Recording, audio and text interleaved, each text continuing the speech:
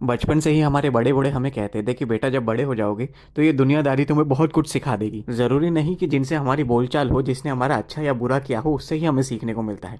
कई बार अनजान लोग जो सड़क पार कर रहे होते हैं उनसे भी हमें बहुत कुछ सीखने को मिल जाता है। और इन भाई से मुझे एक लाइन एक प्रसिद्ध गाने की याद आई कि दुनिया में कितना गम है, मेरा गम कितना कम है। तो नमस्कार दोस्तों, आज का दिन है मंगलवार और प्रभु श्री राम जी का नाम लेके करते हैं दिन की शुरुआत। तो हम चलते हैं यहाँ से नीम करौरी बाबा जी के दिल्ली आश्रम की ओर। आश्रम में हनुमान जी के और बाबा जी के सफलतापूर्वक दर्शन करने के पश्चात हम चलते हैं कश्मीरी गेट स्थित विश्व प्रसिद्ध श्री मरकट वाले बाबा जी के मंदिर की। दोनों दिव्य स्थानों में सफलतापूर्वक दर्शन करने के पश्चात अब मैं यहाँ से 9-11 हो जाता हूँ अपनी दुकान की ओर, क्योंकि भक्ति के साथ साथ कर्म पूजा भी करना बहुत जरूरी है। आज मंगलवार के दिन मुझे काफी सारे काम हो जाते हैं। अभी दुकान में आने के पश्चात मुझे जाना है दुकान का सामान लेने।